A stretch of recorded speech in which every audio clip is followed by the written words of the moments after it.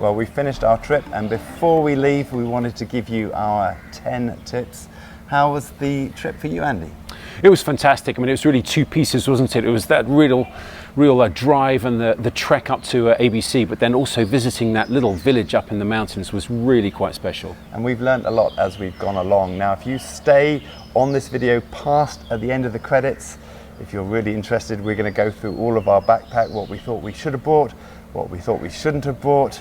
We'll go through everything, but that's a long video. But for now, we're going to give you our 10 quick tips on how to plan a trip to Nepal.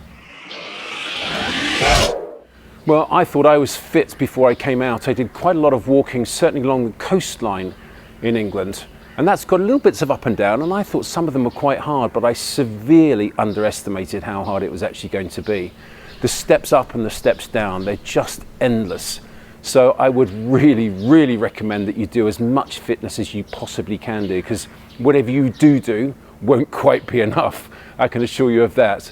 But the more fit you are, the more you're going to enjoy it. So I would really work hard in the gym. See if you can find a step machine and go and use the step machine, not only up, but also try and get the downs as well, because that was the bit that really got me too. But just try and be as fit as you can.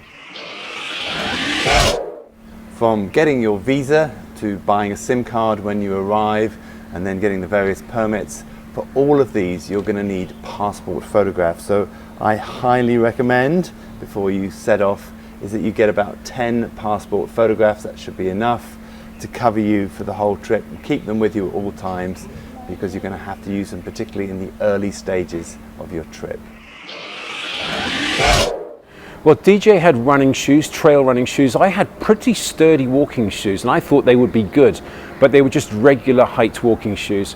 I think both DJ and I recommend that you have ankle height boots, but light ones, because you are going to be walking in all weathers. You're going to have the sunshine, so you don't want too much weight, but then also you're going to have quite a lot of wet, walking through maybe a little bit of water, and then certainly at the top you're quite likely to encounter some snow. And if that goes over the top of your boots, then that's really quite unpleasant. So I think our recommendation really is ankle height boots. You can possibly get away with regular height shoes, but I probably wouldn't go with trail running shoes. Okay, what we found also very useful was to have a bag where we can put our backpack inside. This just protects the backpack when you're traveling, but also more importantly, when you arrive at your destination, you can take the backpack out, go backpacking, and leave this bag with all the stuff that you don't need in the hotel. It's great if you can have one. It's got a lock on it as well, so you can lock it up. I also took a small backpack. This is just for the days when I'm not trekking, and also for going on the aeroplane, so I can put all the cameras and anything with batteries in it into this. But this combination, small backpack, a big bag that will fit your backpack in, and your backpack, perfect for a trip like this. The rules have now changed, so you have to have a guide if you're going to go into the Annapurna region. But in terms of the really important thing for me, it's a porter. Do you want to take a porter to carry your bags or not? And that's the really big stuff, the stuff that you're going to be really lugging around. I struggled. I thought I was fit, but I really struggled. My pack was a little bit too heavy for me, and I was very lucky. But I think probably a good idea, if you really want to enjoy it and really maximize your enjoyment, is to get a porter. The porter will take your stuff to the next place though, so you won't have access to anything in that big bag during the day. So what we recommend, I think, is a little bag like this, just a little day pack, and in there you'd put the essentials like your water, maybe your sunglasses, sun cream, that kind of stuff, maybe an extra top, certainly your waterproof as well. But I would recommend taking a porter, because it was a little bit too hard for me. Some of the ups and some of the downs were really tough. DJ, he's a mountain runner, he's a mountain marathon guy, so he's much fitter than I was. He could carry his pack. I think he found it a little bit hard, if you ask him honestly, but he made it. But I would definitely recommend taking a porter. Now, one of the strange things about hiking in the Himalayas is that you can be hiking during the day, a pair of shorts and a t-shirt, and be very hot, and then later at night you can be surrounded by snow and sub-zero temperatures. So the best way to deal with this is layers, and we've talked about this in the gear reviews. that we try to have as many different layers as we can so we can slowly strip off. But key to that is this final layer here. This is our packable down jacket. It goes down to this small, it's reasonably light, and I'm going to just take it out here because this was really the saviour for us. Backs down, comes out, and this is a really super warm jacket that has saved us on many occasions. We actually slept in this when we got to the high altitudes as well, which provides the same thing that a sleeping bag would do, so you don't have to bring a sleeping bag. But yeah, a good heavy down jacket that packs down small, very important.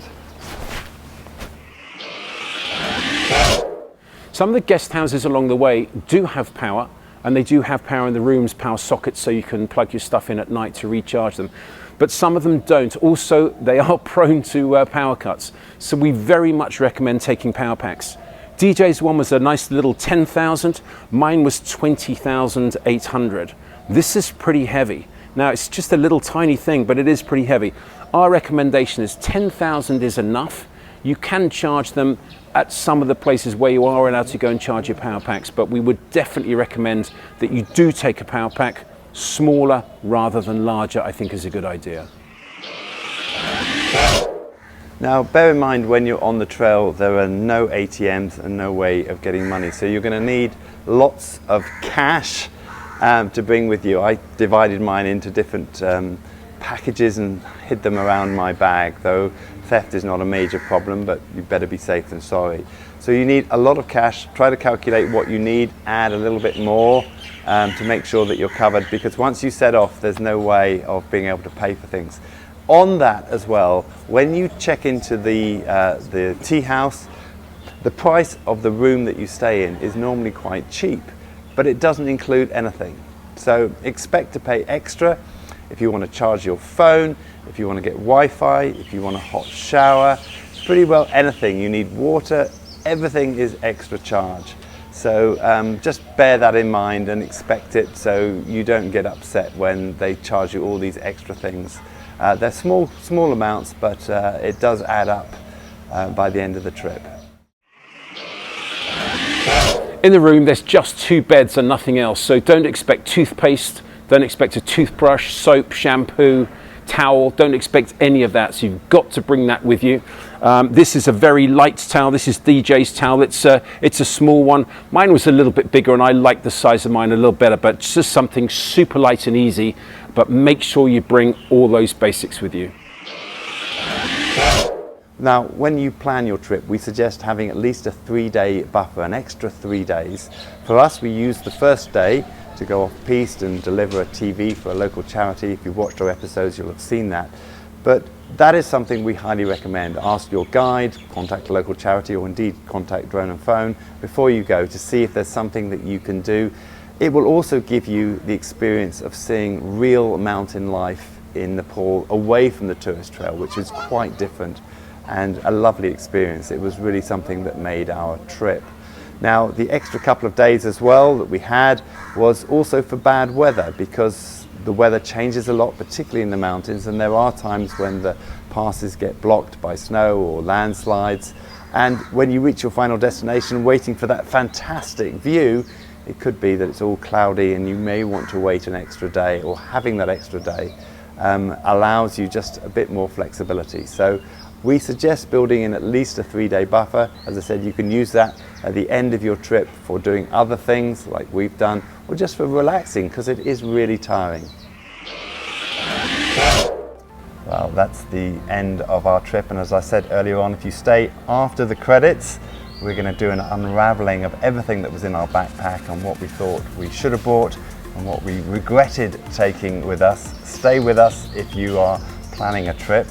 But for now, Andy, how was the trip for you? It was absolutely fantastic. It was probably a trip of a lifetime. The drive up, the trek up to Annapurna Base Camp was really something special, really hard, but the vista of all those mountains, 360 when you get there, was great. And then that little village up in the hills was really something very, very different, the real Nepal. It was really interesting. Now, if you've not seen our episodes, you're going to find them all on our website at droneandphone.com and also on our YouTube channel, along with lots of other content. Please subscribe. For now, my name's DJ. I'm Andy J. This is Drone and Phone.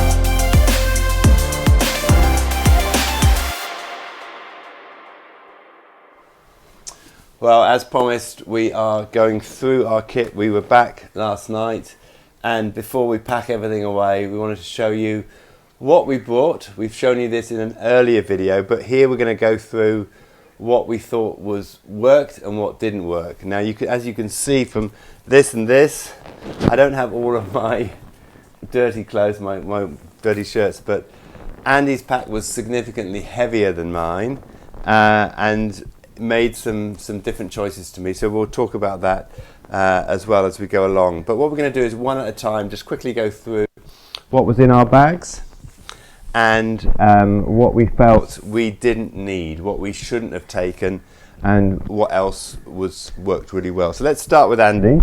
So I'm going to grab the camera up here, and Andy's going to talk us through his kit.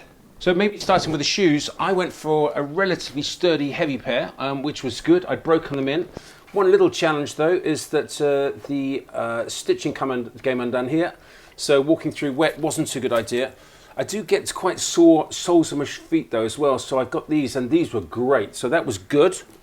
Electronic kit, I had a big power pack, which I thought was a good idea, but this is a really big one. It was very heavy. DJ, yours was much lighter, I think. I also had a really big camera, which was a lovely idea, I thought, but your camera's smaller, more compact, did almost the same kind of thing. So I figured that's maybe next time, if there is a next time, I'd probably go a little bit lighter. Toiletries, yeah, fine. I quite like a little bit of underarm just to make sure I don't smell too bad. And then going on to clothes, I had a fairly heavy pair of warm ones. I had an underpair, that was my pajamas. Sometimes I slept in those as well. And then also, these were the waterproof trousers. DJ, I think you just went with one pair instead of those two, which was a good idea. I had two pairs of shorts, which I like the idea of. Probably the key thing though for me, I took cotton t-shirts, lots of regular cotton t-shirts, and kind of got rid of them on the way, but they ended up being really heavy. So I'm not sure that was a great idea. Socks, I've come back with 4 pairs. Underpants, I've got a little bit more. Maybe another key thing for me though was the way that I did my layering. I had a really heavy cotton set of sweatshirt, and then I went 1, 2, 3, 4, 5 layers. And I think DJ, you had one of those little puffer jackets with the little thin ones, which was a much better idea, much lighter and much warmer. The other maybe key thing for me, I think, was the towel.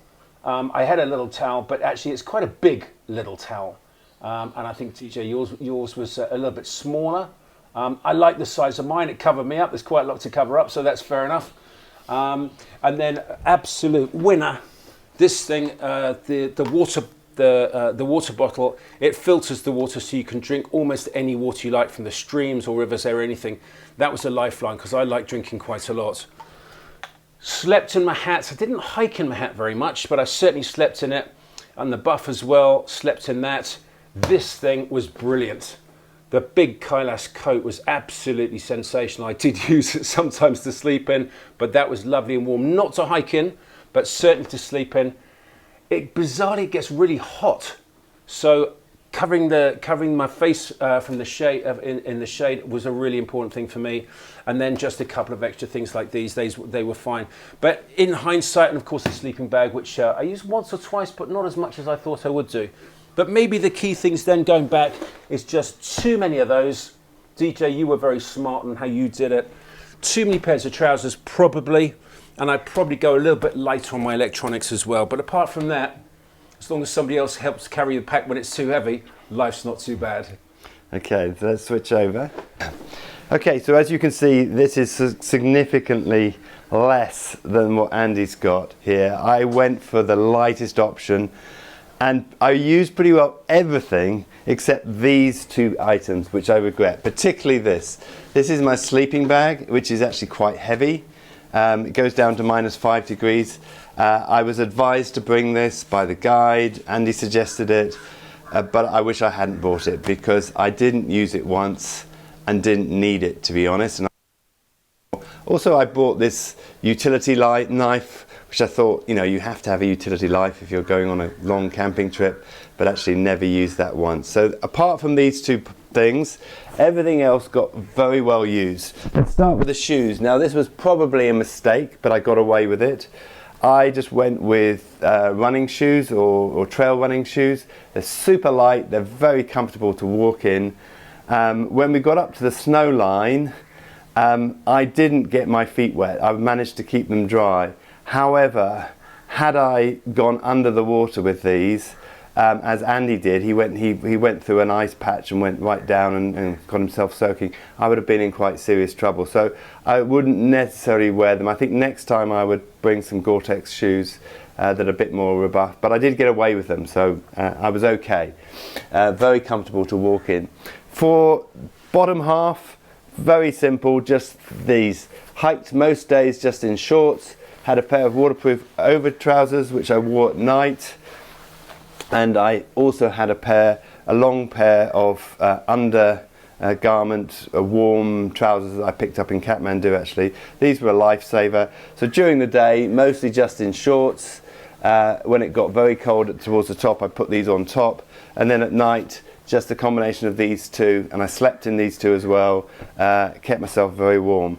Now, for the upper part, as Andy said, this is a lifesaver. Getting a really good quality down jacket. It's not too heavy, and if you sleep in it, at the lodges you get a blanket as well, like a duvet. Between this and that, even at sub-zero temperatures, I was fine. I did not need my sleeping bag. But I also had this as a second layer underneath, which I'm so glad I bought. I wasn't sure whether to bring this or not. This is just a lightweight down jacket. But again, you compare this, the lightness of this, to something like this, which Andy bought. I think this keeps you much warmer for the same weight, and then you can see much smaller as well to carry. And Andy had 3 or 4 of those. I just had this. And then nice thick sweatshirt, that worked well. And then a long sleeve t-shirt again, and then I just bought lots of these. These are super lightweight t-shirts. They went underneath. Sometimes I hiked in them when it got really hot. But it meant that I had a clean change every day, because you do get quite sweaty, particularly on the uphills. Now you compare the weight of this to the weight of a cotton t-shirt, and again, there's only one of these, but when you put 8 of them together, the weight difference is quite significant, because these weigh practically nothing. So again, that was a really good choice. Again, thanks to Kailas for these, which worked really, really well. Okay, for headgear, 3 things. A buff, that's important because you can wear it across just to keep your neck warm, but you can also put it up over your ears. On the last day I did that because I wanted to keep, it was snowing quite badly, I wanted to keep my hat dry, my woolly hat dry for when I arrived in camp. And then this is just, again, a Gore-Tex cap which I wore for the rain. And it's much more comfortable than having the hood that comes over, which I didn't actually say. There was one thing I'm missing here, which is my Gore-Tex. Again, lightweight, waterproof, windproof, and I wore that when it rained. So my rain gear meant that I could keep myself reasonably dry. It worked absolutely perfectly because we had quite a lot of rain. Other things important, just a small towel, as Andy said. I went for a much smaller one than he did. It wasn't the most comfortable towel to use, but it worked. This is really important. Sunglasses, when you get up to into the snow, you really can't see. If it's sunny and it's snowy, and you don't have sunglasses, you're in real trouble because your eyes can hardly see. We did do some night walking, and at times there were power cuts, so having a torch is really important. This is a rechargeable one. Again, Andy said, the Life Straw, these are filter bottles, so it works as a regular water bottle, but the great thing is it has a filter built in, so you can fill up from anywhere. And for the extra cost of these filter bottles, you'll make that back because you're having to buy filter water at every place otherwise, and you're basically filtering it yourself. So the extra cost you'll make up in the trip, and it can be a lifesaver because if you find that it's really hot and it's a long way between the places where you can pick up water, you can just fill this up from the river. So great. This is my med kit. I didn't use most of it, but I wouldn't not have bought it because you know, you have to be prepared for any emergencies that come along. As Andy said, I went with this much smaller camera. It's got a 1-inch sensor if you're into photography. I think these days, if you're not that keen a photographer, just your phone is going to be fine for most situations. If you want to take some slightly higher quality images, then this is probably a better option than a full DSLR. And we use these clips, that we clip them on there. You'll see that in all the videos. I think Andy was introduced to it for the first time. They make such a difference than having to find your camera. You just unclip it immediately when you see a nice shot, and you don't notice it's there. But this worked well. Power bank is really important because you don't get power in your room often. There's one power point down in the dining room that you can try and recharge, but we were constantly struggling with power. And for that, again, having a 2-pin adapter, that's important. But also, if you can do like I've done, which is a single in, and then you have 3 different outputs here, 3 different types of plugs, so I can charge 3 different things simultaneously from one of these. Because in the tea houses, the places where you recharge get very busy, so you've got to get your spot, but you can't have like 3 spots. You'll only get one, so if you only get one, you can plug that in, and as I said, with this, you've got 3 different options, 3 things you can charge at the same time. And then finally, the backpack. We do have waterproof things in the back. We use these a lot just to keep everything dry when it rained, and it does rain. But we were actually quite comfortable in the rain, didn't have much problem at all. But getting a good backpack makes such a difference. That's going to really make or break your holiday, particularly if you're deciding to carry your own pack. Is that, you know, one that has adjustable. This has got things that you can adjust at the back, so you can make it large, small. You can move this up and down so you get the right position. Keeping everything, lots of compartments. One important thing about as you go along is to try to pack everything into the same place, because you're unpacking, packing, unpacking all the way along, and therefore if you know that in this pocket there should be this, and if it's not there, it's missing, then you can go and find it. And also when you need to get things, you just go to the right pocket. So I use the bottom, for example, here for all the clothes that I was changing on a daily basis. I had a system for where all of these bits went in, and then I use these pouches, one for medical stuff, one for electronics, all my electronic stuff. Sunglasses went into a different pouch on the side here, on the side. So everything had its place basically, which meant that when it came to packing up or unpacking, or I needed to grab something, I knew where it was. And that's it. Successful, as I said. Only thing I regret was taking a sleeping bag. If you're going in December, maybe you want to reconsider that though. You can get extra blankets where you go, but I found even at sub-zero temperatures, if I slept with these layers on and a blanket, I was good. That's the one. It is cold. I've got to say it's cold. The biggest problem we've got is in the tea houses we've stayed up until now. They've always had a communal area that was heated, and you could sit there nice and cozy, have a chat with some people, maybe watch a film or something. But it was just nice. And then you were warm and you came to bed. The rooms were cold, but you just jumped in. But in this place, there's no heating anywhere. So, and it's cold. So it seems the colder it gets, the less heating they have. Work that one out. Live from Himalaya, DJ Clark, Moan and Phone.